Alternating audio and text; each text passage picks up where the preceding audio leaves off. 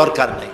আমাকে একজন জিজ্ঞেস করলো যে মেয়ে লোকের পিছনে নামাজ যে পড়া, মেয়ে লোক যে ইমামতি করতে পারবে না, এটা কোরআন শরীফের কোন আয়াতে আছে এবং হাদিসের কোন হাদিসে আছে যে মেয়ে লোক ইমামতি করতে পারবে না?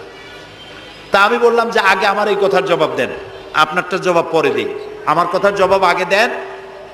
মাগরিবের নামাজ কয় রাকাত পড়ি ফরজ? 3 রাকাত। 4 রাকাত পড়া যাবে না, এটা কোরআন শরীফের কোন আয়াতে আছে, কোন হাদিসে আছে? ফজরের নামাজ ফরজ কয় রাকাত? 3 রাকাত পড়া যাবে না, অথবা 4 রাকাতও পড়া যাবে না, এটা কোন হাদিসে আছে, কোন আয়াতে আছে? কয় যে কোনো জায়গায় নেই। তাই বললাম ওঠাও কোনো জায়গায় নেই।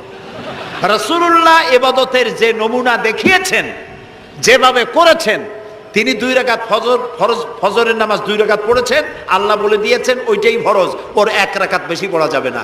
3 রাকাত মাগরিব, 1 রাকাত বাড়ানো যাবে না। জোহর সব দিন জোহর পড়ি